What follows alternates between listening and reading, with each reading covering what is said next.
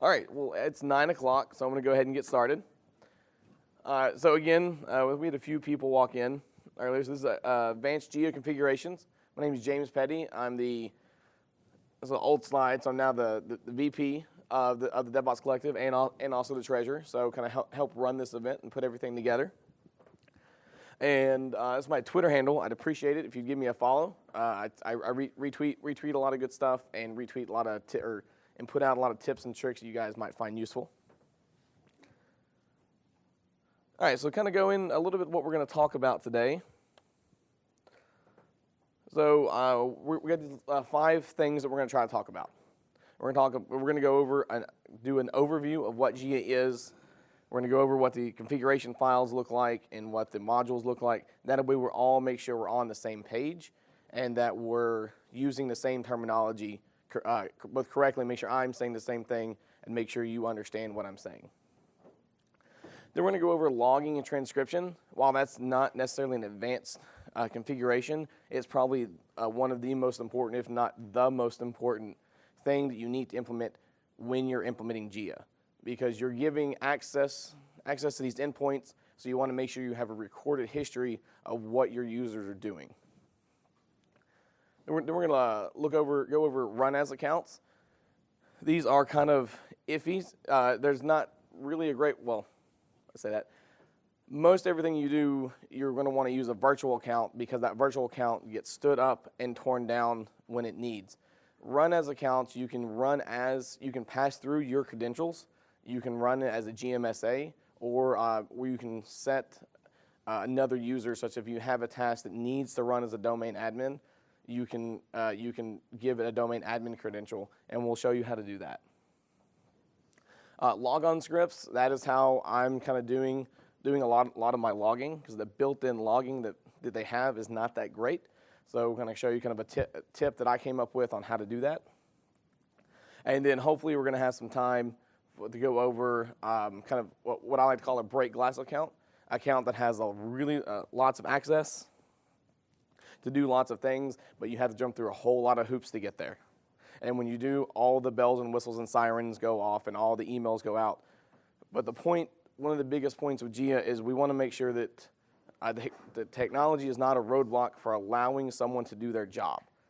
You need to know that someone got in a break glass account, but that shouldn't stop them from being able to do their job and fixing whatever's broken. All right, any questions about kind of what we're going to cover? Right. And for those of you who don't like PowerPoints, that's all the slides I have. All right, so we'll go a quick little overview of my environment. So I have an environment here on my laptop. I have oh yes, for sure.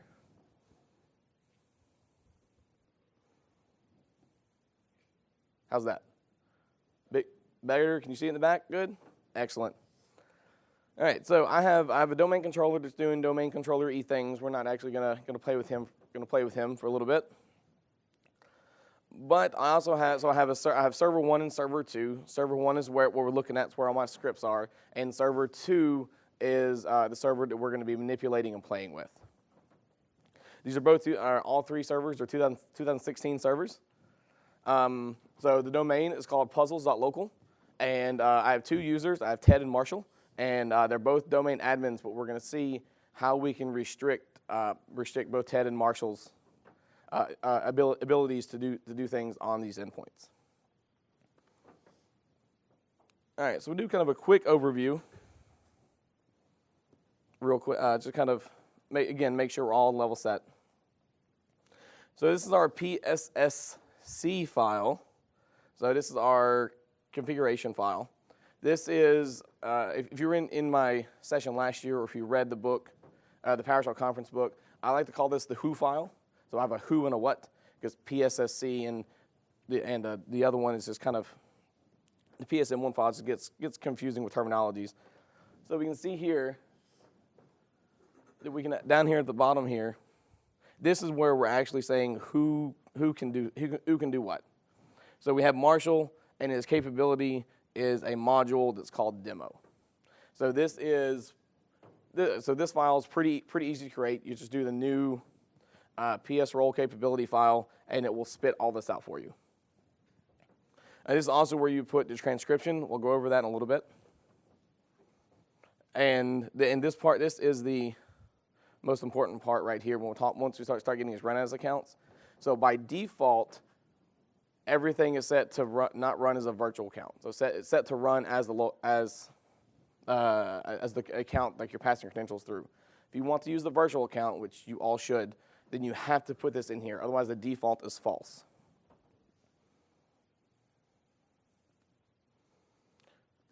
All right, now, so then we look at our PSRC file. This is the what. This is what gets super complicated really quickly because it's So you can spit one of these out by default using the new PS role capability file. And this is where you're actually defining. So remember, JEA is nothing more than a white list of commands. If you don't explicitly put it in here, it's not going to happen. This is including aliases. So if you want to be able to use the question mark, you have to put that in the alias file in order to be able to use it. If you want to use select as opposed to select object, you have to put that in the alias. Otherwise, it's not going to work. Another kind of inconvenience that we had is that tab completion doesn't work in a JEA session. Unless, and I'm going to apologize in advance, my computer crashed 2 days ago. So I did lose some of my demos. But one of the things I was going to show you is you can re-enable tab completion by using implicit remoting. So what that is, that's kind of where you would have your where object, and you would put like my where object, and using the JEA, and then using sessions to be able to go into those, and then using those modules, then tab completion works. Yes, Ashley. Really? Where is that documented?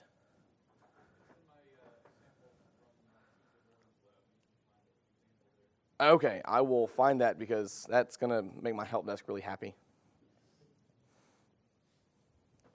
All right, I know, something else we're going to be talking about here in a little bit, again, where most of our heavy lifting is going, is here with the scripts, the process. This is where I do a lot of my heavy lifting, such as my logging and sending emails and sending SCOM alerts. I do all of this in my scripts to process. I'm not saying that's the only way to do it. I'm saying that's how I do it. All right, that was a lot quicker than 15 minutes for an overview, but so everyone kind of comfortable with JEA, everyone kind of knows what it is, know how to use it, and we're ready to hop in? Yes? So you're going to talk about the difference between the virtual admin versus the virtual user? Yes. Yep. Yeah, we'll definitely go over that. All right, so the first thing that we're going to want to do is clear the screen. Is we're going to want to kind of, so now we're getting in like login transcription. So first thing we want to do is maybe we want to verify what endpoints are currently available to users. So you can do that by the get. This is where I hate typing live demos because I can't. So get PS session configuration. There we go. All right, so these are all the configurations that are built into the local server. Most of these are built in. So you got the workflow, the 32-bit PowerShell, the regular PowerShell remoting, and then you see we have this one here called demo. Now so we don't have to go through all of this, so we can run this where the where object, and we're looking for the restricted remote server, so that's going to be your JEA endpoint. So and the credits, that's new. So you can run this against all of your servers, kind of spit back a list to make sure you know what's out there on your servers. And then we want to look and see what roles are currently defined. So we can see here I don't have any capabilities defined on this machine, but if I go to this one,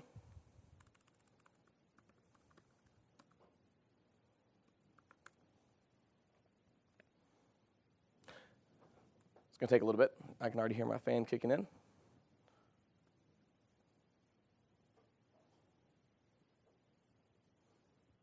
And this is why I should have. Anyway, so you can if I were to have role capabilities defined in this machine, we would have been able to spit everything out here. I'm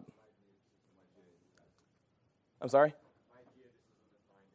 Oh, yeah, that would be why I'm supposed to run everything at once. Good catch. Who said that? Excellent. Excellent dark faction sticker.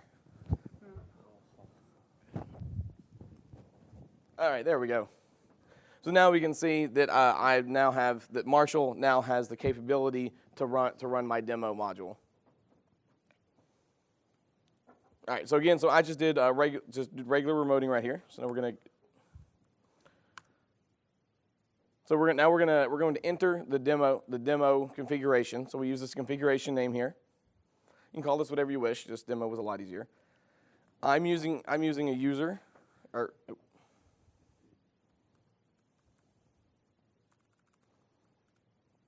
there we go. So when you're giving users the ability to get into JEA sessions, you can explicitly define a user, which is what I have done here, because I have exactly 2 users in my environment. Or you can, what you really should be doing is using a group to put everyone in. That way, as people move job function and whatnot, you just take them out of the group and in the group.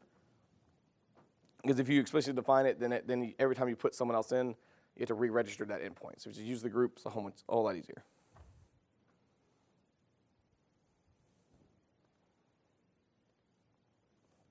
Doesn't like my password.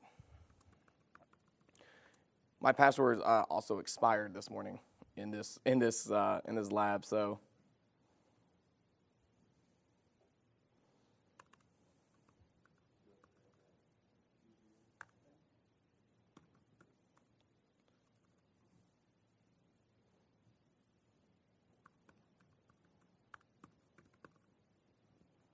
All right.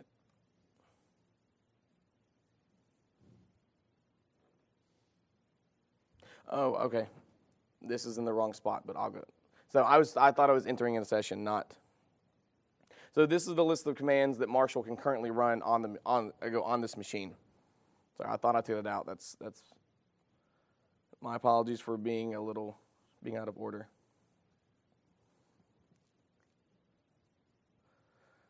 All right. So now what you want to do again? So we talked about how logging is super important, because you want to make sure that you have that list of what everyone has ran. So by enabling the transcriptions inside of that configuration file, all you do is tell it where to save it. So this is my server 2. This is where I told it to save it. You can also save these out to a NAS device for your sim tool to come pick up if you need to. So the transcriptions are a little ugly, and that might be the understatement of the century.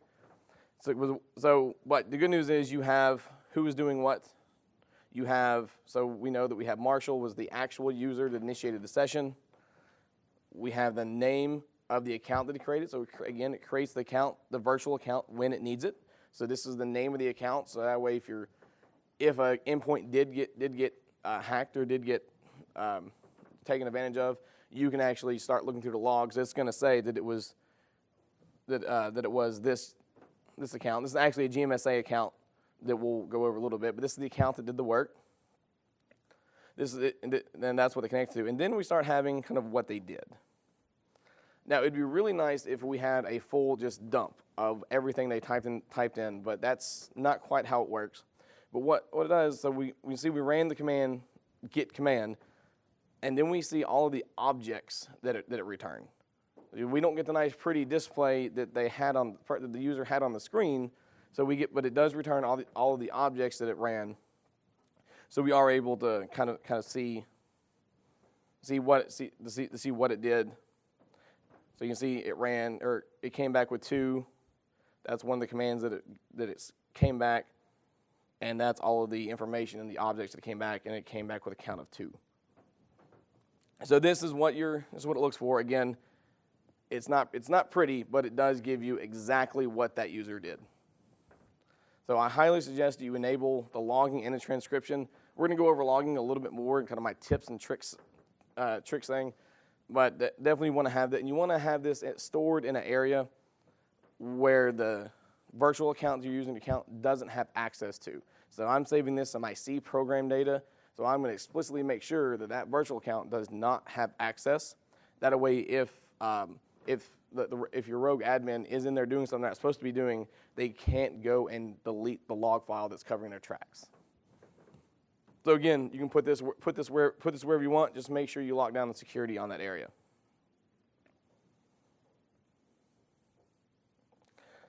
All right, questions about logging and transcriptions.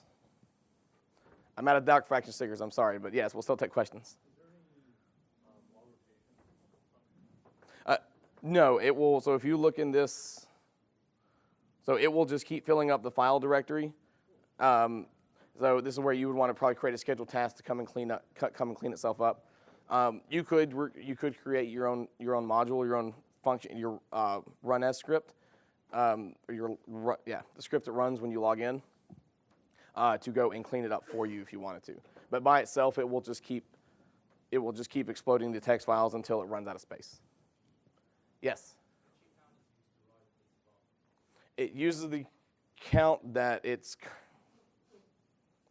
All right, want to make sure I say this correctly.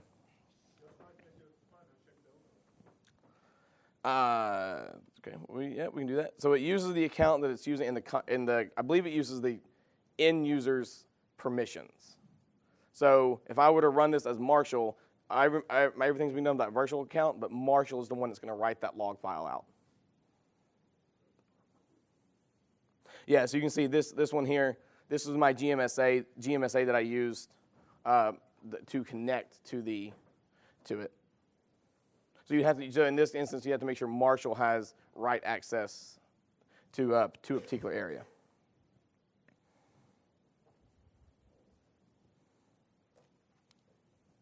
Any other questions before we move on? Can the two configuration files mentioned earlier be digitally signed and work? Like signing our script? Right. It's a great question I don't have the answer to, but the people who do know the answer will be here later today, so I'll ask Lee. But that's a great question. So the question was, can the two files, the PSSC and the who and the what files, can they be digitally signed with a certificate? And I don't know the answer to that question, but I will find out and tweet about it or blog about it.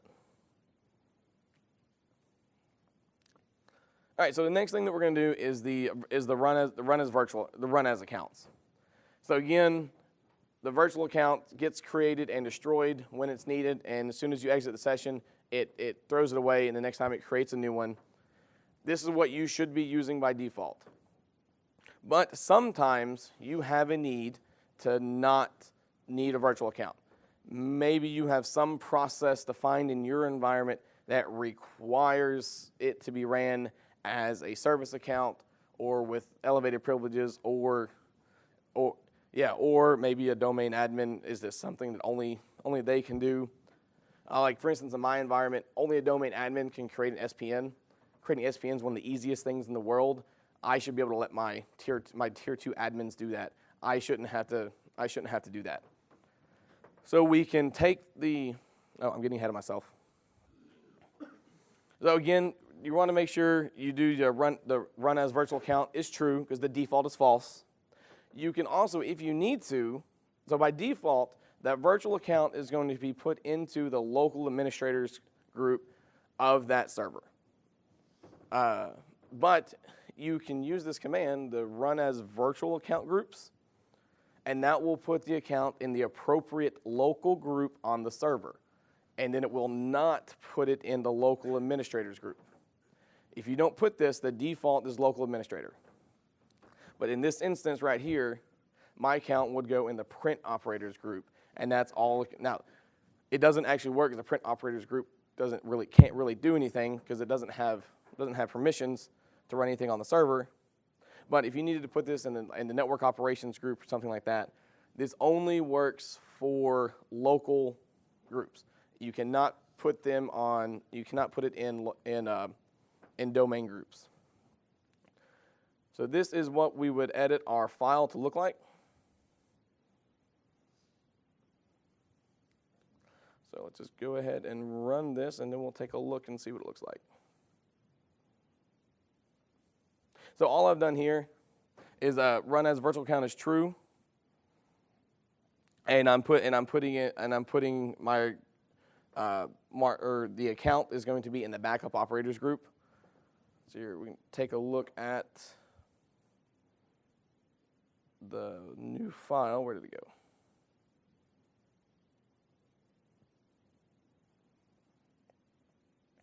I'll find these files on break because I don't want to sit here and go. So we'll go through those. I'll find those files when we have a break here in a few minutes, or in about 20 minutes. I don't want to sit here and kind of dig through them. But essentially all I did, I created a new session configuration file and told it to use the run as virtual groups.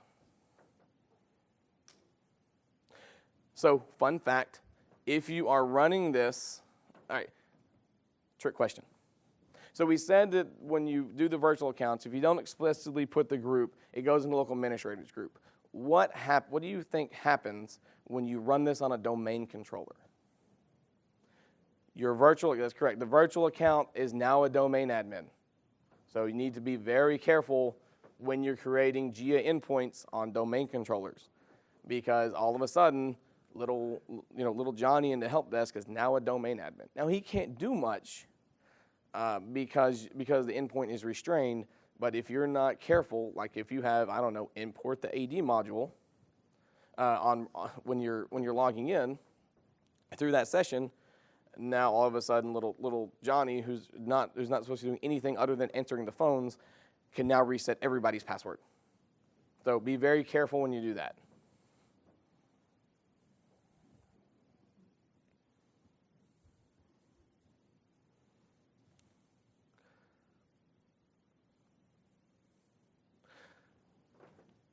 All right. Oh, what is this? Okay, so another example we have here is in the capability files again.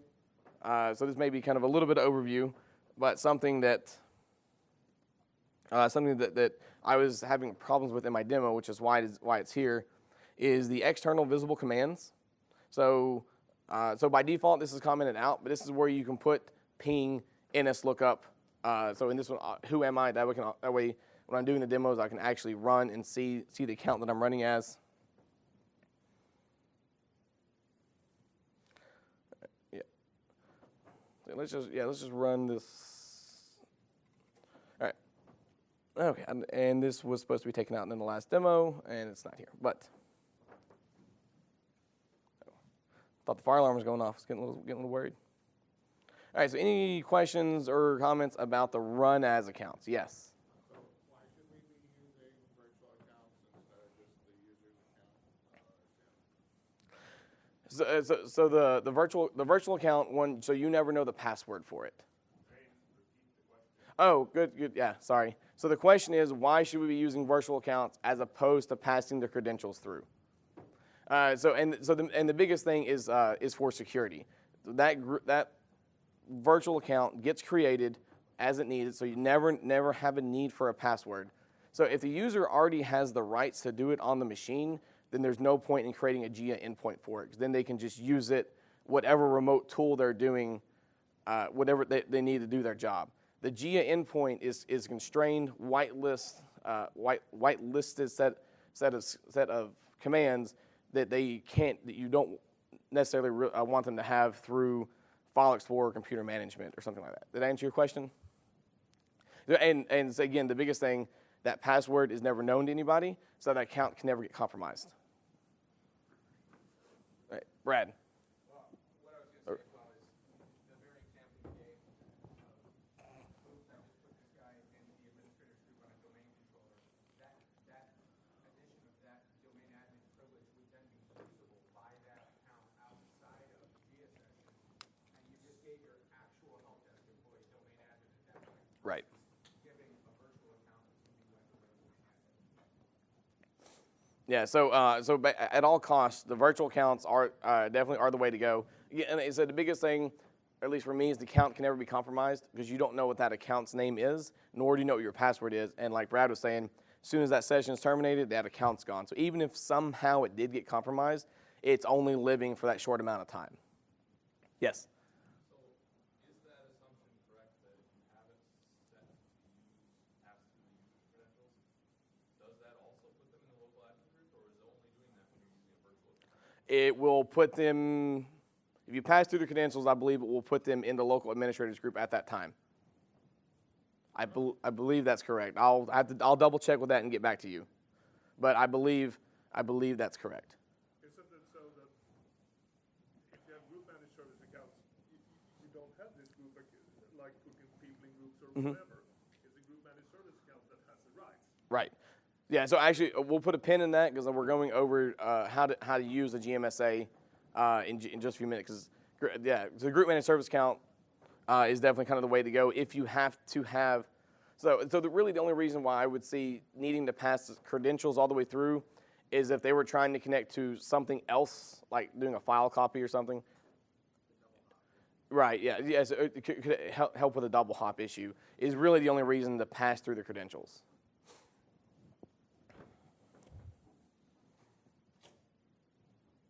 Okay.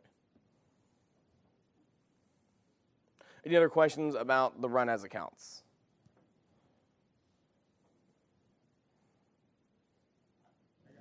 Oh. Figure out this whole, if the run as account is a local admin, how you're going to prevent it from deleting the log. Right, that's where you would explicitly have to take away the local admin's rights from that log, from that specific directory. Right, but if they're a local admin, they can just take ownership of it and give themselves the permission back to it. So I'm still trying to understand how you present them with the command name. Right. Selectively whitelisting commands that they can run under the local admin account, basically. So you don't have any sort of file management command whitelisted, they have no way to take ownership of that file. All right. Yeah. So come and see me in 403 after this. I can show you kind of in detail kind of what we're talking about. Yes. Is there a particular reason over a group managed service account versus just a normal managed service? I prefer group managed service accounts because I can put all the servers that are allowed to use that group inside that group, and that's the only place it can run. Oh, if I forget to do that, please ask me to repeat the question. The question is, why would you use a GMSA over a managed service account? And so for me, it's just I can put all the servers in the group that are allowed to use that service account, register that service account, and then that's where it's at. It's kind of my personal opinion, but if the MSAs are working in your environment, then there's absolutely no reason why you shouldn't use them. Because again, you don't know the password for those MSAs, which is the whole point, which is why they're awesome. All right, we got about 15 minutes here before our scheduled break, so we're gonna go through on how to use a GMSA. So again, the only reason that we would want to explicitly define a user for it to run as is if there was a process that was written that had to have a certain user, or there's something that they have to have access to on that local server, and you actually have to specify those credentials.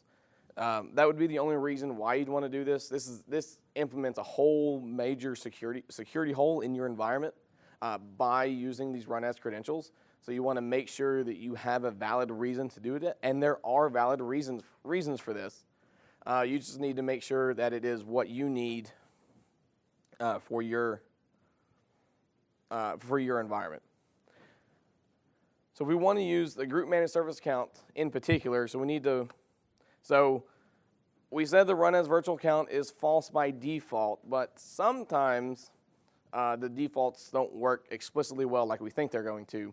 So we always want to make sure we specify the run as virtual account as false. That way I am telling it you are not a virtual account and it can't change its mind later, because it will do that sometimes. So you should always have this line in your files. Is it true or is it false? And then the next command that we need to run here is the group managed service account. And then it does not require the $sign. So group managed service accounts are sometimes service accounts and sometimes computer objects. just depending on what level of AD you're on and what tool you're using at the time. So then we just put the GMSA here without the $sign. And then that's all that we have to do in order to do that.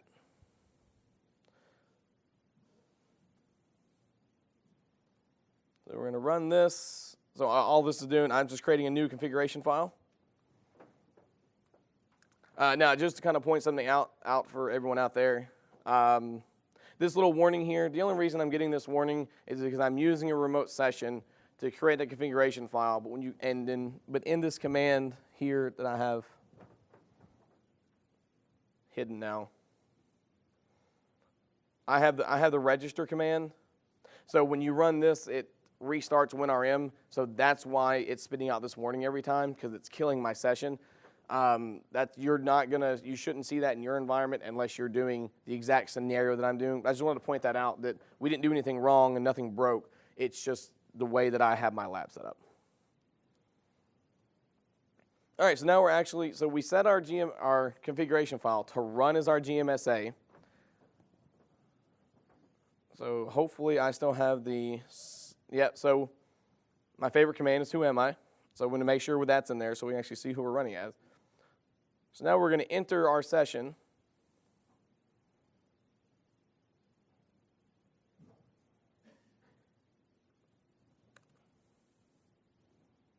Why did that fail?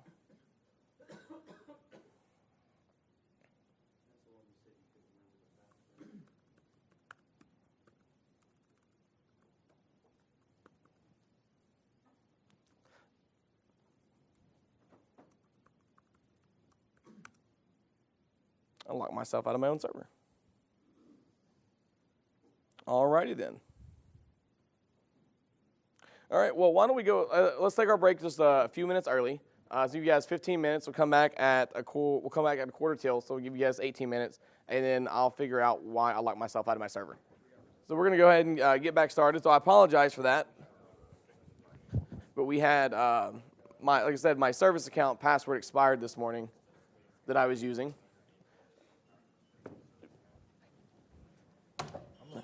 So, like I said, my account password expired this morning, so when I changed it, I forgot to take the expired flag off of it. So that's why we were seeing access denied.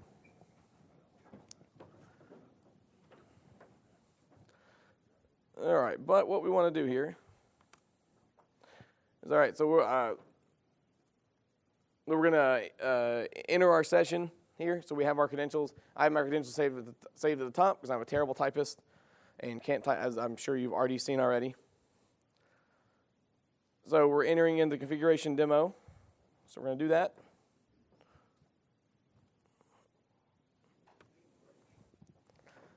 All right, so now we're entering in. So remember, before we left, we put the run as virtual account to false, and we put a GMSA in.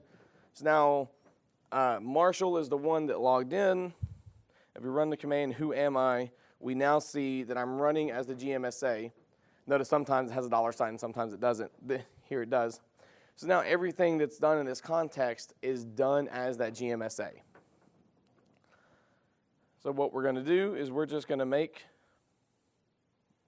a text file, just because it's really simple thing we can do. And what we're doing, we're just kind of proving that the GMSA is the one that actually did the work. So we can see here in the security. Yeah, so we can see over here. So this is just so you can see what I'm doing. I just have File Explorer opened up to that exact same directory. We're going to look at the properties. So we look in here to details, and we see that the owner of this text file that we just made is that GMSA. So that's just kind of proving that everything that's in that context is being ran as that GMSA. Again, GMSAs are a much better solution over pass-through credentials or defined user account.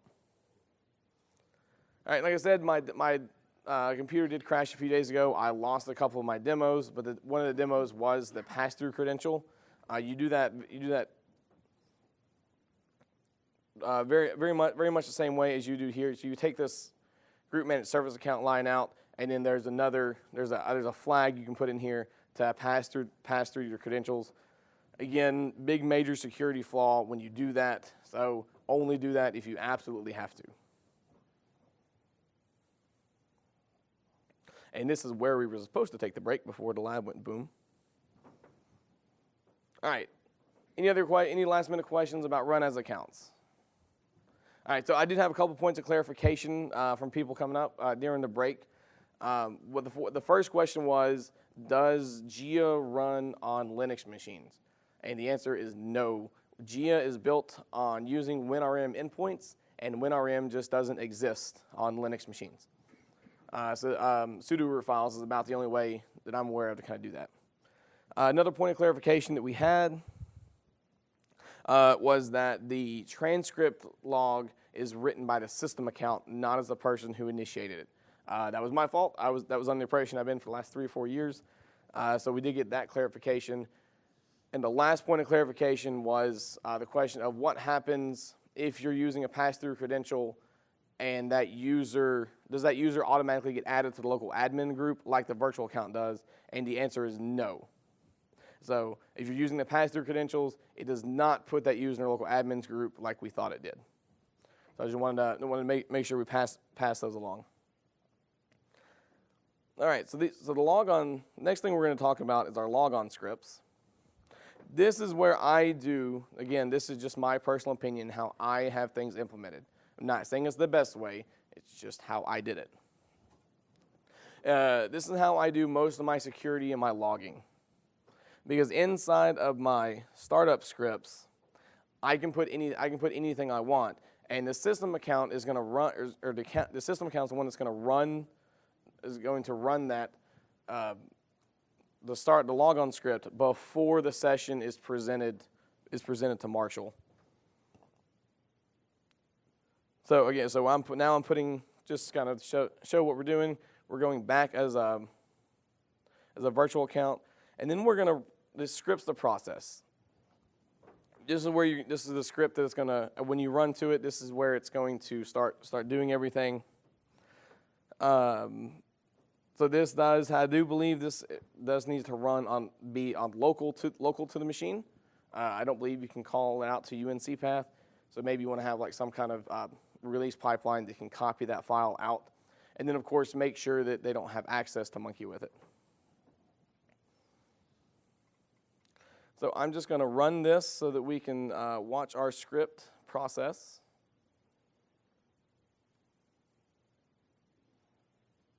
I have to get out of my session first. Now, so I'll have this down here a little bit, but while this is working, so you can see, again, what I've done, when a user connects to a JEA endpoint session, it's kind of difficult to see who actually initiated the connection. It's buried deep down in a WinRM log file somewhere, and it's really kind of hard to find.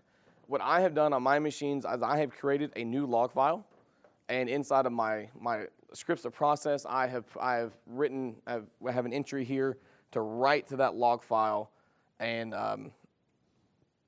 that way I know. And then from here you can put all the information you want inside that log file. That way you're not digging through a whole bunch of stuff. Yes, Ashley.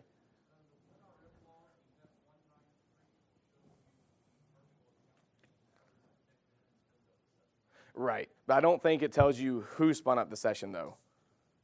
Right, yeah, and that's the problem that I'm solving here.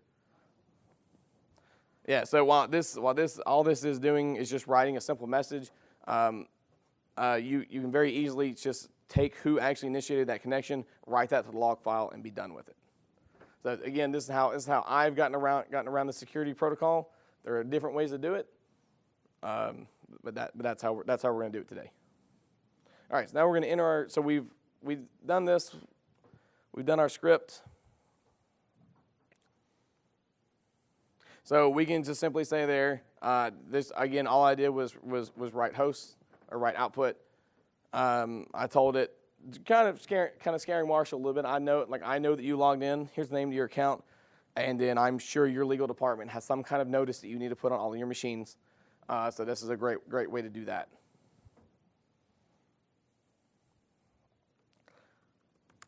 and just kind of show you what my log files look like.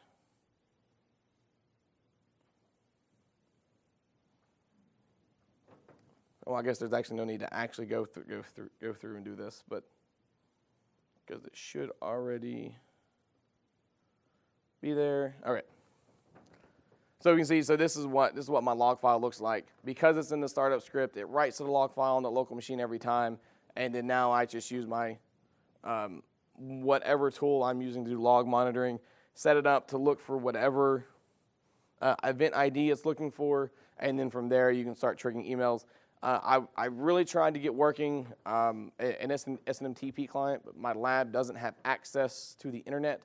I did this in my work environment, kind of in my lab environment setup. You can also use the send SMTP command inside of your script. So this is where you can start firing off emails to managers and whatnot saying, hey, this account was used, this account was used, this account was used. You can put that in the startup script as well. Again, I don't have a demo here, but I did get that working in my my lab account, or lab back at work. All right, so here. So running a little bit ahead of schedule, so we'll just kind of try to slow it down a little bit and talk about. So in the synopsis for this, or any other questions about the logon scripts, I should say. Again, so this is where you can do all of your heavy lifting, all of your alerts and notifications. You can set alerts to whatever your monitoring tool is. If you're using SCOM or some kind of other agents in SNMP trap, all of this can be done inside of this file. I believe it executes as a system.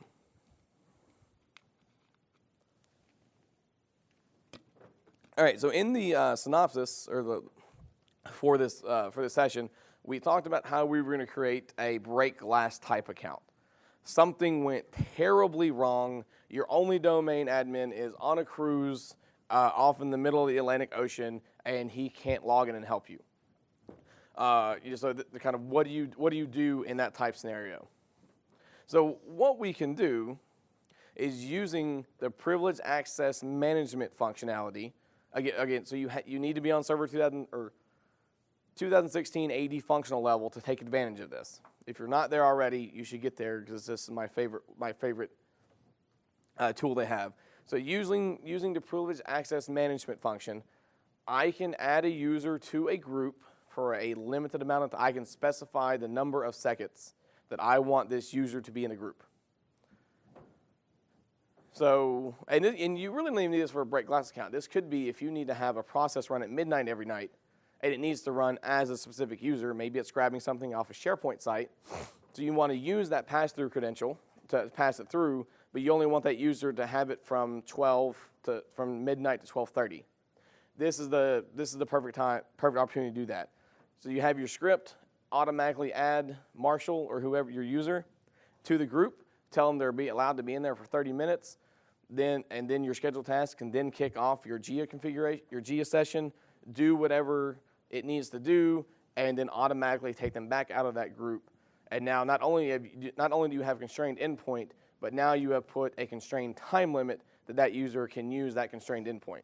So you're just keep wrapping around that the security on that even more. It's called privileged access management. It's probably my favorite feature inside of Server 2016.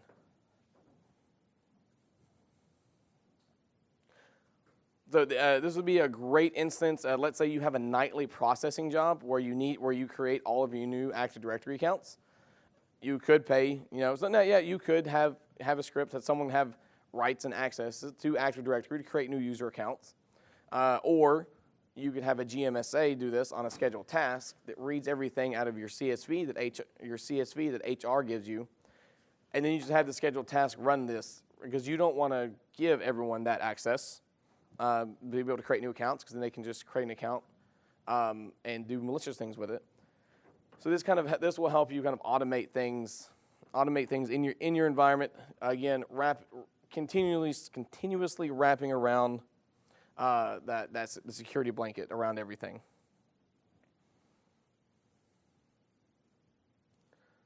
And then of course, when you do this, so this can also happen in a break glass account scenario. Maybe you have a GMSA that's a domain admin that is always disabled, but your domain admin's on a cruise in the middle Atlantic. You can enable that account, put that account in a domain admin group when it's needed, and now you can log in and, at the very least, kind of make one of your other admins a domain admin in the meantime. So this is how you would do kind of a break glass account scenario. You can give these accounts wide open access. So what you can just start listing modules and put the star here. So like we see right here. Now this is the way they can start. You can start logging in and start actually trying to fix things that went boom.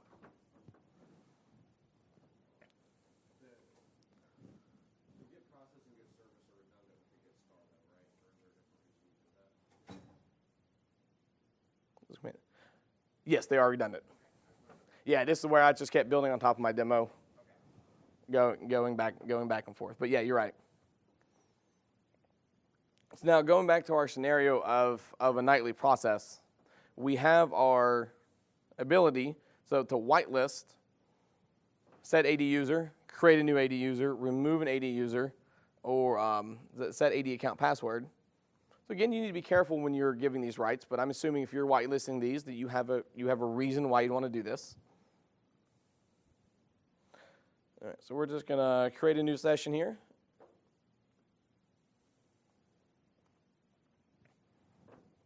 I have to get out of my session before I can make a new session.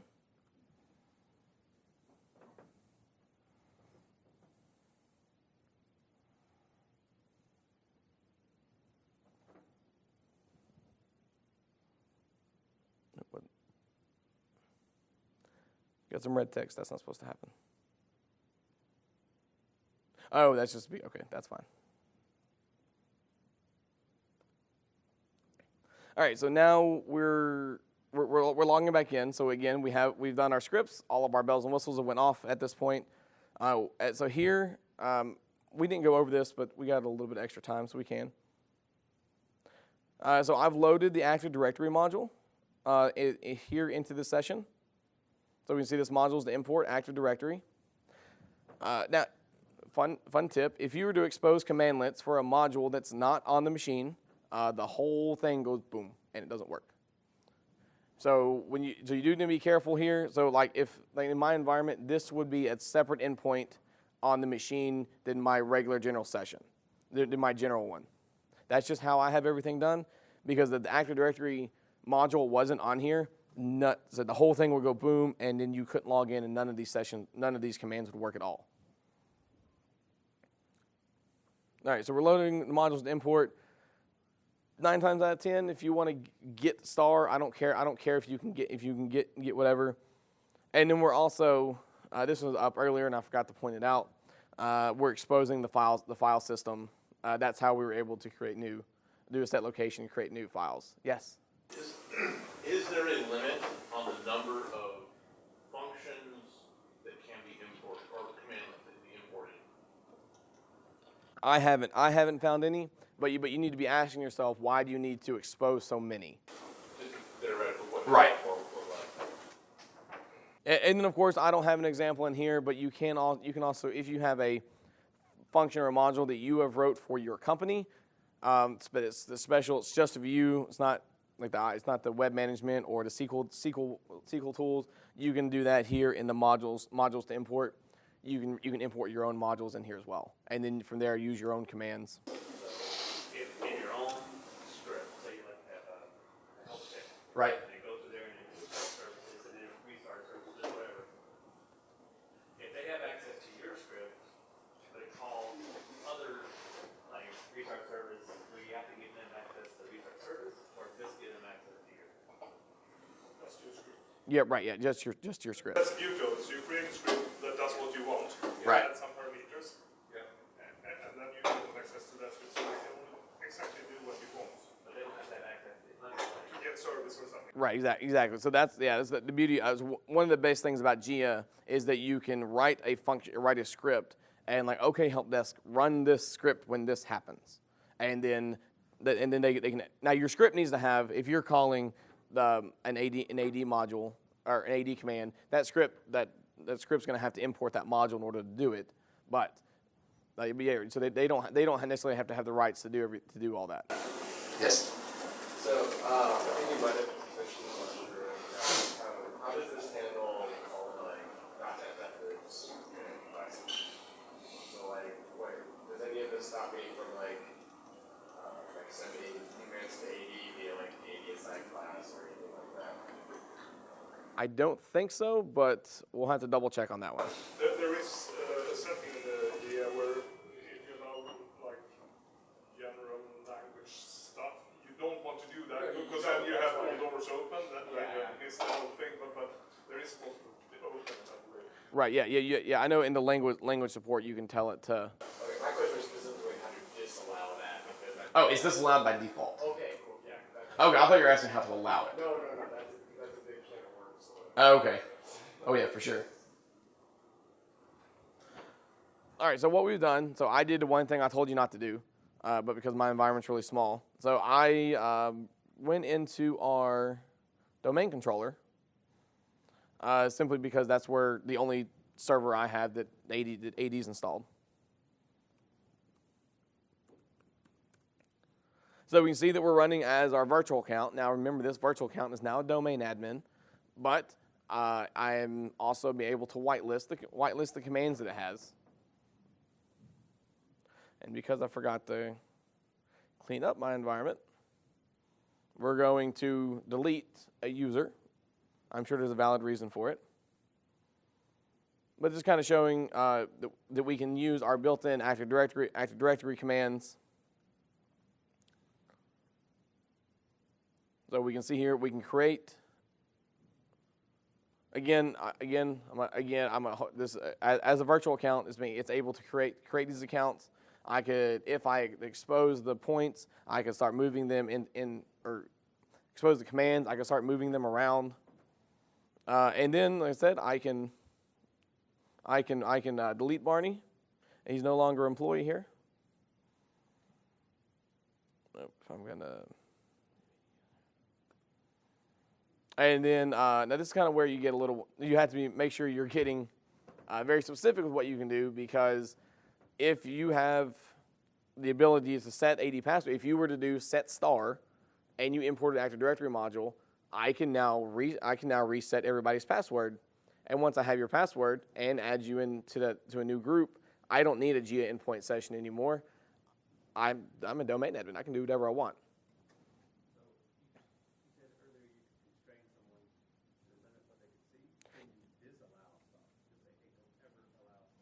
No, because so the question was, can you disallow, like get star? Can you explicitly say that? So the only reason that get star would be in there is because you typed it. So again, being a whitelist, it's only what you tell it it's allowed to have. So if you put set star in there, it's because that's what you put.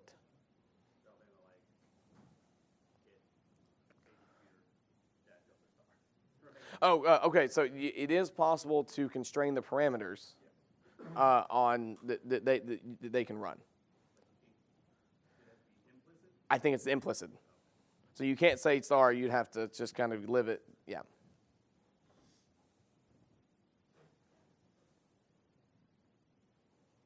All right, and I don't believe this. Yep, that's where my. So I was going to show you how you could reset the password for that, but that was in part of the script that went boom. So that's all the content that I have. I see lots of hands with questions, so I'll take the next 15 or so minutes kind of do that. I saw you in the back. So if you enable the file system provider and you're running as a virtual account, which is in the administrator's group, and you allow get star, does that mean you can do get content on any file in the file system? Yes. And on a domain, on a domain controller, that would mean you could, for example, get content ntds.dev. Yep, that's exactly what that means. Again, so you got to be very careful on doing things. Now that's where you could constrain the parameter to not allow, or to not disallow, but say you can only get content on $D or $temp. So, but yeah, you're right. You could theoretically start getting into your AD database. Does strict mode restrict methods on objects? I'm sorry, what was that? The strict mode setting, does it stop you calling methods on objects? For example, with the file system provider, obviously you have an object, like whether or not you could call some sort of set content method, or I can't remember what the correct name of the method would be, but like some way of manipulating file system through a method on an object. Does strict mode restrict that, or strict language mode, is it? Constrained language mode. Yeah, I'm not 100% sure. We may have to sit down and come see me afterwards and sit down 4 or 3 and play around. All right, I think in the blue shirt, yeah. Is it possible to combine or overlap multiple GMSAs? The scenario would be a help desk for a IOP person that has got the role for AD issues, and somebody else is in the hot seat for VM issues with vCenter, and somebody else is in the hot seat for other stuff, and somebody has to leave. Check out early. Can you overlay them, or do they have to have all of it in one? Yeah, so the question is, can you kind of overlay, can you overlay JEA sessions kind of in general? Is that what you're asking? Yeah, so the way I have it set up in my environment is I have my VMware endpoint, I have my IIS endpoint, I have my AD endpoint, simply because they're on different servers, and because if those modules aren't there, the whole endpoint goes boom. So that's just kind of how I have it written. Now, the same people have access to all the different endpoints, but they just have to give it that configuration name. To be able to access it. You could implicitly remote all of them into one PowerShell window, right? That's actually how I do it. Right. Okay. Yeah. So that'd be. Yeah. I actually have two. All right. At a time. Yeah. Is there any way to control the naming scheme of virtual accounts? No. Because it's going to give it the super arbitrary name, and it's different every time. And the next question was has to do with the restart of the remote service. Yeah. Right. There are a lot of times, especially when you're debugging problems where there's multiple people trying to resolve it, and multiple people can log on to the same server. Will that kill one of the sessions of the other person? No. No. No, it wouldn't. So the WinRM service in my instance, only got restarted because I was registering a new endpoint. Okay. Ashley. So on the combining, if you log in with the exact same user credential, not different credentials, but you've got a single user credential, within a JEA configuration, you can have multiple role capabilities.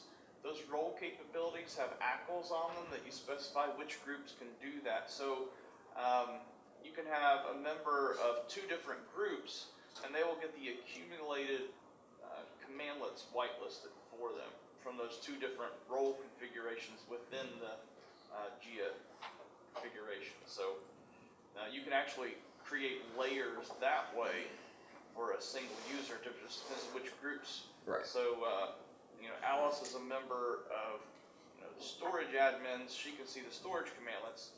Bob's a member of the network team. He can see the network commandlets.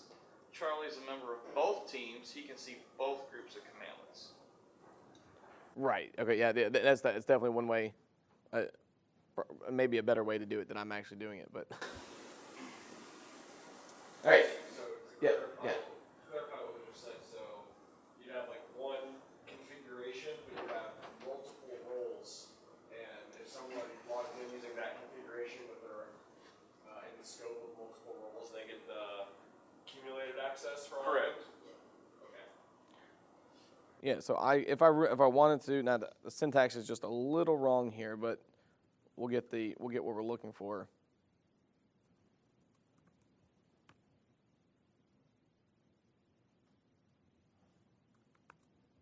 So I could do a role definition like this if I needed to, if I wanted to. Is that what you're saying, Ashley? Yeah. That way they're all connected to the same endpoint. But so the only caveat that would be is all these modules have to be installed. Okay. So at that point, you could have like a tier 1 role and a tier 2 role, but all tier 2 is a couple of extra commands on top of it. Yep. And all the base stuff comes out of tier 1 and it's all assuming the groups are correct, just gonna hold it for one person, so you're not duplicating anything. Right, that's correct. Yep, that's exactly how that would work. All right. Anybody have anything else? All right. Okay. So we did finish a little early, so sorry. I do apologize for the lab not working quite as expected. I do believe that this is also going to be in the next version of the PowerShell conference book, so we'll have more the demos and stuff kind of more fleshed out. I'll be hanging around here if you have some more like one-on-one questions or actually kind of want to see how everything is set up in the lab. But if not, I think the food, all the food and everything for the mid-morning snacks will be out in about 15 minutes outside. Yeah. So all of the role configuration is implicit, correct? There's no blacklisting anything. Correct. Yeah. You blacklist by not putting it on there. Okay, so you'll never have a situation where if you use two roles, one role is blacklisting something and another is adding it, right? I believe when it does it like this, I believe it implements it from the top down. So if you blacklist something right here, but it's whitelisted right here, I believe it should be whitelisted. So it's as good as the last one that was processed. Right. All right. Well, appreciate you guys coming, and there are other sessions still going on. I think there's another 45-minute session that it's kind of about halfway through, or if not, the mezzanine is beautiful outside. The mezzanine is a great place to hang out and get sunlight. All right. Thanks for coming.